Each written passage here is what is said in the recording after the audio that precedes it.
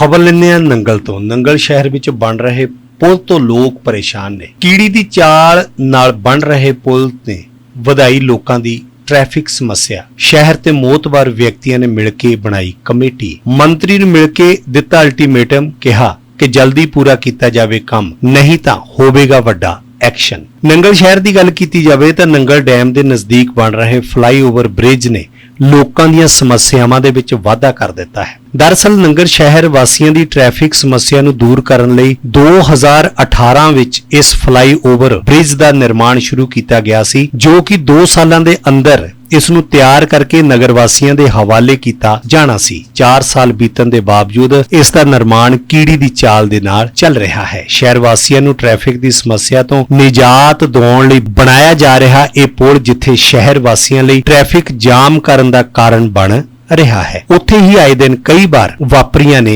ਬਹੁਤ ਸਾਰੀਆਂ ਘਟਨਾਵਾਂ ਔਰ ਵਪਾਰੀਆਂ ਦਾ ਵੀ ਇਸੇ ਕਰਕੇ ਬਹੁਤ ਸਾਰਾ ਕੰਮਕਾਜ ਜਿਹੜਾ ਹੈ ਉਹ ਠੱਪ ਪਿਆ ਹੈ। ਇਸੇ ਪੁਲ ਦੇ ਨਿਰਮਾਣ ਤੋਂ ਦੁਖੀ ਹੋ ਕੇ 40 ਦੁਕਾਨਦਾਰਾਂ ਵੱਲੋਂ ਆਪਣੀਆਂ ਦੁਕਾਨਾਂ ਨੂੰ ਬੰਦ ਕਰ ਦਿੱਤਾ ਗਿਆ ਹੈ। ਇਸ ਸੰਬੰਧੀ ਕੀ ਗੱਲਬਾਤ ਹੋਈ ਹੈ, ਆਓ ਮਾਰਦੇ ਹਾਂ ਇਸ ਪੂਰੀ ਖਬਰ ਤੇ ਨਜ਼ਰ। Power of word 7 Punjabi TV देख रहे सारे दर्शकों का मैं कमल कपूर बहुत बहुत स्वागत करता जी। इस वक्त मैं नंगल दे विच मौजूद हाँ, जिथे अज हरजोत बैंस ने अपनी कंस्टीट्यूएंसी के लोगों को बुलाया है। इस सवेरे 12:30 बजे तो लैके 5 बजे तक ये प्रोग्राम चलना है, जिथे लोगों ਦੀਆਂ समस्यावां ਜਿਹੜੀਆਂ ਨੇ ਉਹ ਸੁਣੀਆਂ ਜਾਣਗੀਆਂ और नाल दी नाल ही हल भी किया जाएगा। कोशिश की जाएगी कि शायद उन्होंने समस्यावां का कोई हल किया जाए। अस देखांगे कि किस तरह दी समस्यावां जिहड़ियां ने हरजोत बैंस नूं सुनन नूं मिलदियां ने और की उन्हां दा ओह हल कढदे ने। शहर नंगल की सब तो बड़ी समस्या जी फ्लाईओवर ब्रिज की समस्या हैगी है, क्योंकि सरकारां आईयां, आश्वासन मिले, लेकिन अज भी लोग परेशान ने, क्योंकि किते ना किते राजनीति की भेंट ये चढ़ता रहा है। साडे नाल इत्थे व्यापार मंडल के लोग भी मौजूद ने, धार्मिक संस्थावां दे भी ने, ट्रेड यूनियंस के जिहड़े मैंबर ने वो भी मौजूद ने। पट्टी साहब, पहला तो जी A1 पंजाबी टीवी ते बहुत बहुत स्वागत है जी। धन्यवाद जी तुहाडा।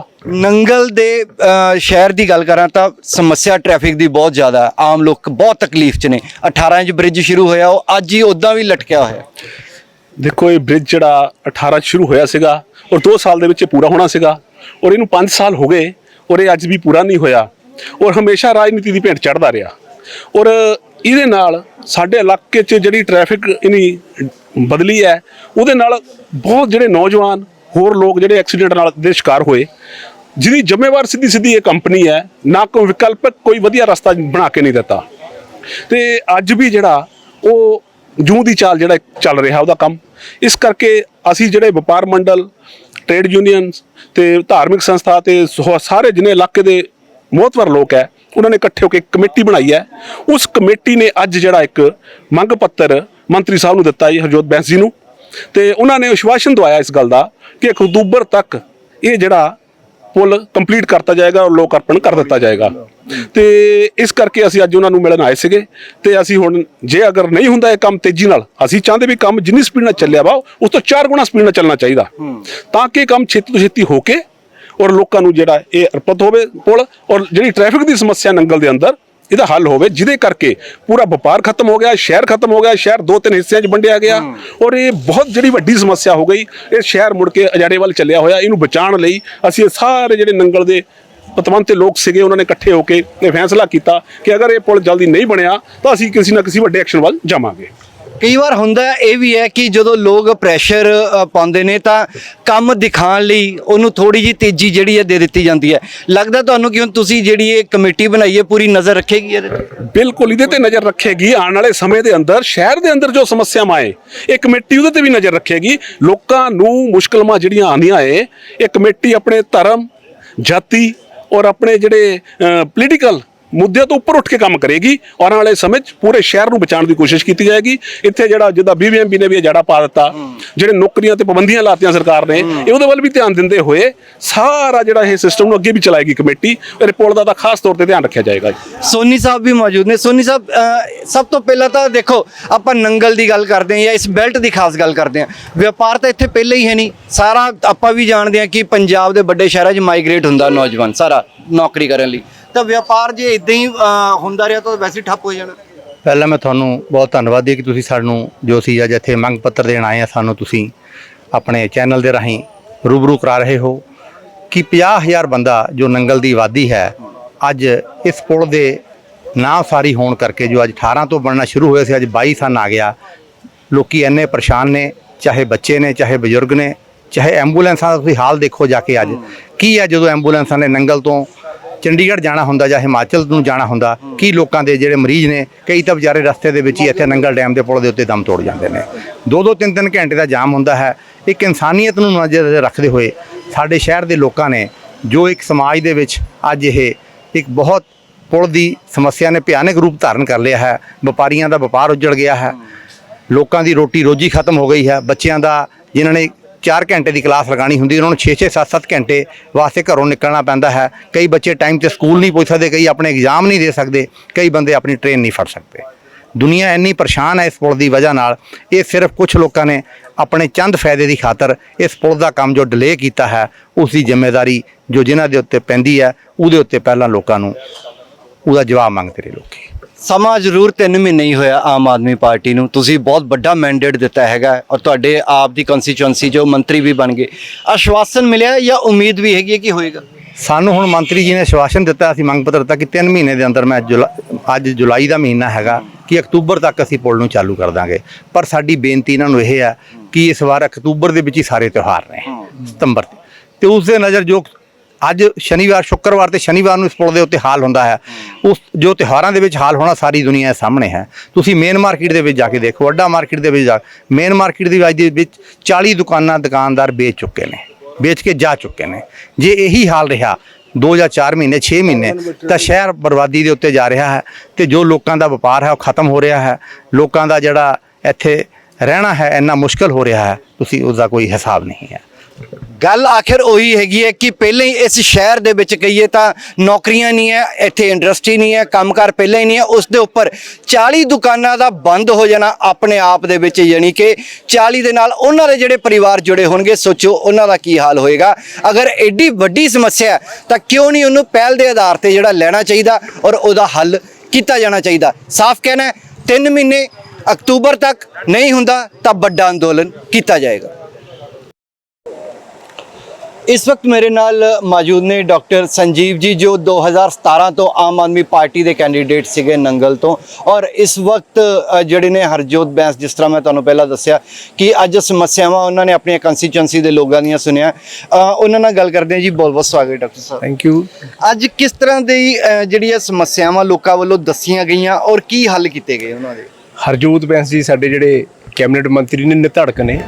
ਤੁਸੀਂ ਦੇਖਿਆ ਹੁਣ ਪਿਛਲੇ 2-4 ਦਿਨ ਦੇ ਜਿਹੜਾ ਉਹਨਾਂ ਦਾ ਇੱਕ ਵਿਧਾਨ ਸਭਾ ਦੇ ਵਿੱਚ ਬੋਲਣਾ ਸੀ, ਅੱਜ ਪੂਰੇ ਹਿੰਦੁਸਤਾਨ 'ਚ ਉਹਨਾਂ ਦੀ ਚਰਚਾ ਬਣੀ।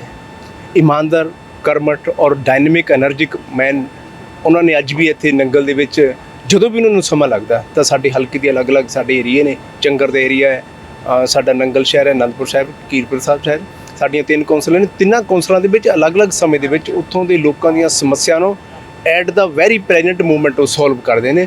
ਅਫਸਰ ਵੀ ਉੱਥੇ ਆਉਂਦੇ ਨੇ ਤੇ ਜਿਹੜੀਆਂ ਸਮੱਸਿਆ ਸੋਲਵ ਕਾਊਂਟਰ ਤੇ ਕਰਨ ਵਾਲੀਆਂ ਉਦੋਂ ਕਰਦੇ ਨੇ, ਜਿਹੜੀਆਂ ਦੂਸਰੀਆਂ ਹੁੰਦੀਆਂ ਨੇ ਉਹਨੂੰ ਜਿਹੜਾ ਰਿਲੇਟਡ ਡਿਪਾਰਟਮੈਂਟ ਉਹਨਾਂ ਨੂੰ ਸੈਂਡ ਕਰਦੇ ਨੇ।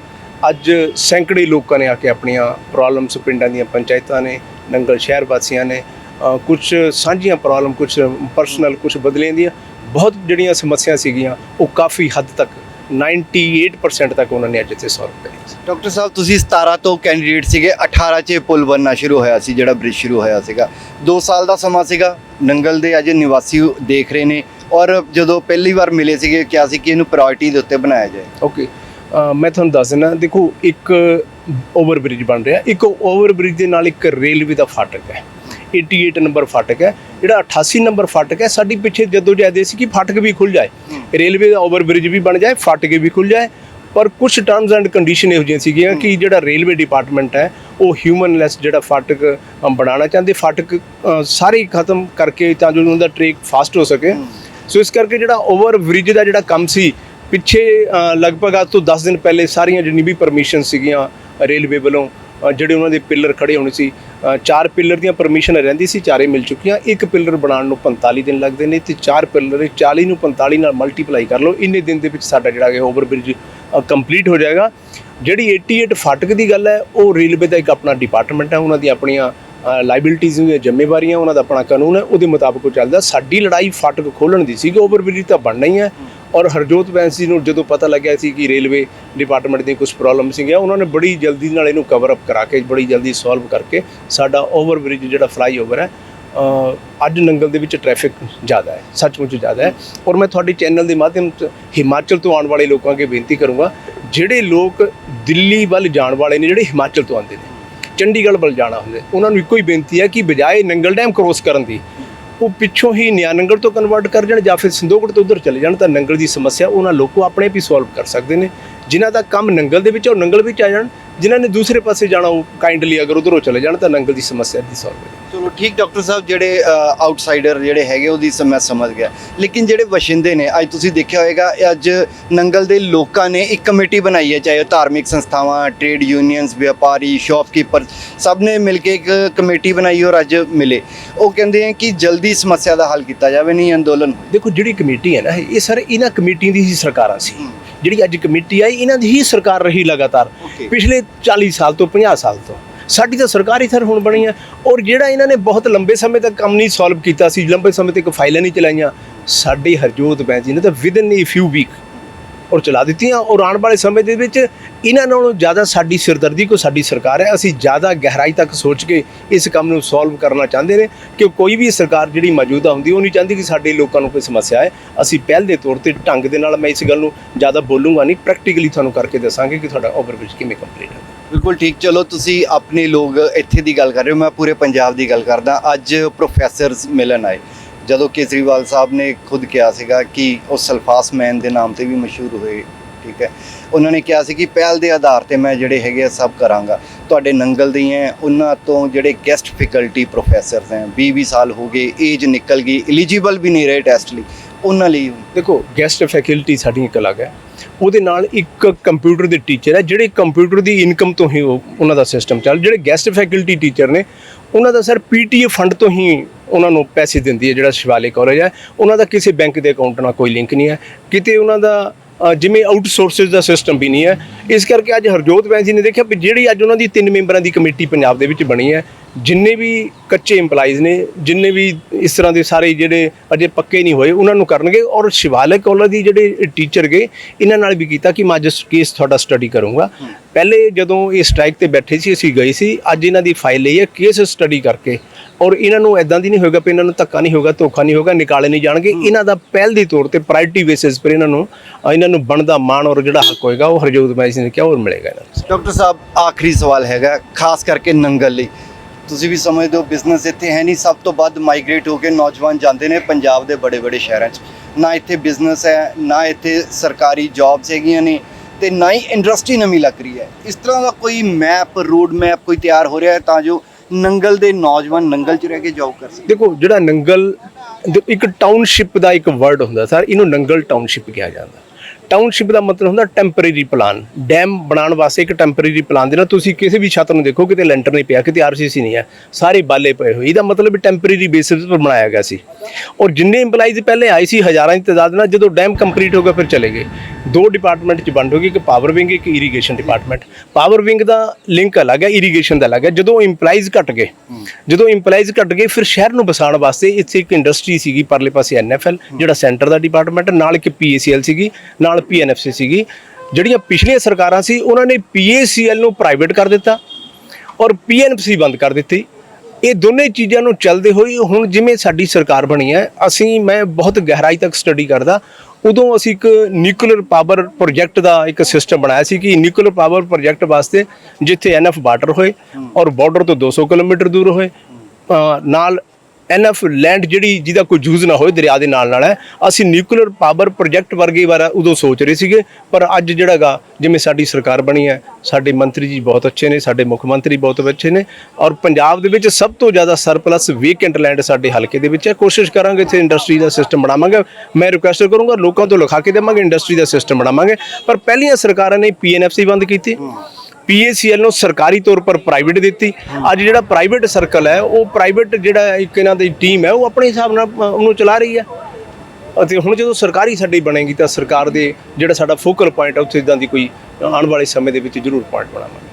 ਬਹੁਤ ਬਹੁਤ ਸ਼ੁਕਰੀਆ ਡਾਕਟਰ ਸਾਹਿਬ। Thank you. ਤੇ ਡਾਕਟਰ ਸਾਹਿਬ ਜਿਨ੍ਹਾਂ ਨੇ ਬਹੁਤ ਹੀ ਬੇਵਾਕੀ ਨਾਲ ਜਿਹੜੇ ਜਵਾਬ ਦਿੱਤੇ ਹੈਗੇ ਆ, ਔਰ ਨਾਲ ਦੀ ਨਾਲ ਇਹਨਾਂ ਕੋਲ ਇਸ ਤਰ੍ਹਾਂ ਦੇ ਪਲਾਨਸ ਵੀ ਹੈਗੇ ਆ, ਔਰ ਅੱਛਾ ਇੱਕ ਵਰਕ ਕੀਤਾ ਹੋਇਆ। ਅਗਰ ਹਰਜੋਤ ਬੈਂਸ ਉਹਨਾਂ ਨਾਲ ਮਿਲ ਕੇ ਉਹਨਾਂ ਨਾਲ ਮੋਢਾ ਨਾਲ ਮੋਢਾ ਲਾ ਕੇ ਚੱਲ ਰਹੇ ਹੈਗੇ ਆ, ਔਰ ਨਾਲ ਦੀ ਨਾਲ ਹੀ ਨੰਗਲ ਦੇ ਲੋਕਾਂ ਤੋਂ ਵੀ ਜਿਹੜੇ ਹੈਗੇ ਆ ਉਹਨਾਂ ਦੇ ਆਈਡੀਆਜ਼ ਲੈ ਕੇ ਅੱਗੇ ਹਰਜੋਤ ਬੈਂਸ ਤੱਕ ਪਹੁੰਚਾ ਰਹੇ ਨੇ, ਔਰ ਉਮੀਦ ਕੀਤੀ ਜਾ ਰਹੀ ਹੈ ਕਿ ਜਲਦ ਸਰਕਾਰ ਜਿਹੜੀ ਹੈਗੀ ਇਨੀਸ਼ੀਏਟਿਵ ਲਏਗੀ ਔਰ ਨੰਗਲ ਦੇ ਵਿੱਚ ਸੁਧਾਰ ਦੇਖਣ ਨੂੰ ਮਿਲੇਗਾ। ਸ਼ਕਤੀ ਸਦਨ ਦੇ ਵਿੱਚ ਰੱਖੇ ਗਏ ਅੱਜ ਦੇ ਪ੍ਰੋਗਰਾਮ 'ਚ ਜਿੱਥੇ ਅੱਜ ਆਪਣੀ ਕੰਸਟੀਚੁਐਂਸੀ ਦੇ ਲੋਕਾਂ ਦੀਆਂ ਸਮੱਸਿਆਵਾਂ ਸੁਣਨੀਆਂ ਸੀਗੀਆਂ, ਮੰਤਰੀ ਸਾਹਿਬ ਨੇ ਹਰਜੋਤ ਸਿੰਘ ਬੈਂਸ ਉਹਨਾਂ ਨੇ ਅੱਜ ਉਹ ਸਮੱਸਿਆਵਾਂ ਤਾਂ ਸੁਣੀਆਂ, ਪਰ ਕੀ ਅੰਦਰ ਗੱਲਾਂ ਹੋਈਆਂ, ਕੀ ਉਹਨਾਂ ਕੋਲ ਸਮੱਸਿਆਵਾਂ ਆਈਆਂ, ਲੋਕਾਂ ਨੇ ਉਹਨਾਂ ਕੋਲ ਕੀ ਆਪਣੀਆਂ ਜਿਹੜੀਆਂ ਫਰਿਆਦਾਂ ਜਿਹੜੀਆਂ ਨੇ ਪਹੁੰਚਾਈਆਂ ਨੇ, ਉਹ ਦੱਸਣ ਦੀ ਬਜਾਏ ਅੱਜ ਸਪੀਕਰ ਸਾਹਿਬ ਆਏ ਸੀਗੇ, ਉਹਨਾਂ ਨਾਲ ਗੱਡੀ 'ਚ ਬੈਠ ਕੇ ਨਿਕਲ ਗਏ, ਔਰ ਜਦੋਂ ਮੀਡੀਆ ਨੇ ਉਹਨਾਂ ਨਾਲ ਗੱਲਬਾਤ ਕਰਨ ਦੀ ਕੋਸ਼ਿਸ਼ ਕੀਤੀ ਤਾਂ ਉਹ ਇਹ ਕਹਿ ਕੇ ਨਿਕਲ ਗਏ ਕਿ ਮੈਂ ਮੀਡੀਆ ਨਾਲ ਕਦੀ ਵੀ ਬਾਈਟ ਨਹੀਂ ਦਿੰਦਾ। ਤਾਂ ਕੀ ਅੱਜ ਪੂਰਾ ਨੰਗਲ ਉਹਨਾਂ ਨੂੰ ਮਿਲ ਕੇ ਚਲਾ ਗਿਆ, ਔਰ ਕੀ ਪੂਰੇ ਨੰਗਲ ਨੇ ਉਹਨਾਂ ਨੂੰ ਆਪਣੀਆਂ ਸਮੱਸਿਆਵਾਂ ਦੱਸ ਦਿੱਤੀਆਂ, ਔਰ ਮੀਡੀਆ ਦੇ ਸਵਾਲਾਂ ਦਾ ਕੀ ਜਵਾਬ ਉਹ ਨਹੀਂ ਦੇਣਾ ਚਾਹੁੰਦੇ ਸੀਗੇ? ਇਹ ਸਾਰੀਆਂ ਚੀਜ਼ਾਂ ਕਲੀਅਰ ਹੋਣੀਆਂ ਚਾਹੀਦੀਆਂ ਨੇ ਕਿ ਕੀ ਹਰਜੋਤ ਸਿੰਘ ਬੈਂਸ ਨੇ ਅੱਜ ਤੱਕ ਮੀਡੀਆ ਨੂੰ ਕਦੀ ਕੋਈ ਬਾਈਟ ਹੀ ਨਹੀਂ ਦਿੱਤੀ? ਕਿਉਂਕਿ 17 ਦਾ ਇਲੈਕਸ਼ਨ ਜਦੋਂ ਲੁਧਿਆਣਾ 'ਚ ਹਰਜੋਤ ਸਿੰਘ ਬੈਂਸ ਲੜੇ ਸੀ ਤਾਂ ਖੁਦ ਮੈਂ ਉਹਨਾਂ ਦੀਆਂ ਬਹੁਤ ਸਾਰੀਆਂ ਇਦਾਂ ਦੀਆਂ ਸਟੋਰੀਜ਼, ਬਹੁਤ ਸਾਰੀਆਂ ਇਦਾਂ ਦੀਆਂ ਬਾਈਟਸ ਖੁਦ ਕਵਰ ਕੀਤੀਆਂ, ਲੇਕਿਨ ਅੱਜ ਮੰਤਰੀ ਸਾਹਿਬ ਕੋਲ ਇੰਨਾ ਵੀ ਸਮਾਂ ਨਹੀਂ ਕਿ ਪੂਰੇ ਨੰਗਲ ਦੇ ਜੋ ਸਵਾਲ ਨੇ ਜੋ ਉਹਨਾਂ ਤੱਕ ਜਿਹੜੇ ਪਹੁੰਚਾਏ ਜਾਣੇ ਚਾਹੀਦੇ ਸੀ ਔਰ ਜਵਾਬ ਜਿਹੜੇ ਉਹਨਾਂ ਤੋਂ ਲੈਣੇ ਸੀ, ਅੱਜ ਉਹ ਉਹਨਾਂ ਤੋਂ ਟਲਦੇ ਹੋਏ ਨਜ਼ਰ ਆਏ। ਬਾਕੀ ਮੈਨੂੰ ਔਰ ਮੇਰੇ ਕੈਮਰਾਮੈਨ ਦਲਜੀਤ ਨੂੰ ਦਿਓ ਇਜਾਜ਼ਤ। ਬਾਕੀ ਹੋਰ ਖਬਰਾਂ ਲਈ ਦੇਖਦੇ ਰਹੋ ਏਵਨ ਪੰਜਾਬੀ ਟੀਵੀ। ਲੁਧਿਆਣੇ ਤੋਂ ਏਵਨ ਪੰਜਾਬੀ ਚੈਨਲ ਲਈ ਕਮਲ ਕਪੂਰ ਦੀ report. Free leaf Ayurvedic oil 125 ਬਿਮਾਰੀਆਂ ਦਾ ਸੰਪੂਰਨ ਇਲਾਜ, ਜਿਵੇਂ ਗਠੀਆ, ਸਰਵਾਈਕਲ, ਮਾਈਗ੍ਰੇਨ ਅਤੇ ਸਰੀਰ ਵਿੱਚ ਕਿਸੇ ਵੀ ਕਿਸਮ ਦੀ ਦਰਦ ਕਿਉਂ ਨਾ ਹੁੰਦੀ ਹੋਵੇ, ਇੱਥੋਂ ਤੱਕ ਕਿ ਬਲੌਕੇਜ ਦੇ ਨਾਲ ਬਣੀਆਂ ਕਈ ਬਿਮਾਰੀਆਂ ਦਾ ਇੱਕੋ ਇੱਕ ਇਲਾਜ ਹੈ ਫ੍ਰੀ ਰਿਲੀਫ ਆਯੁਰਵੈਦਿਕ ਆਇਲ, ਯਾਨੀ ਕਿ 125 ਬਿਮਾਰੀਆਂ ਦਾ ਸੰਪੂਰਨ ਇਲਾਜ।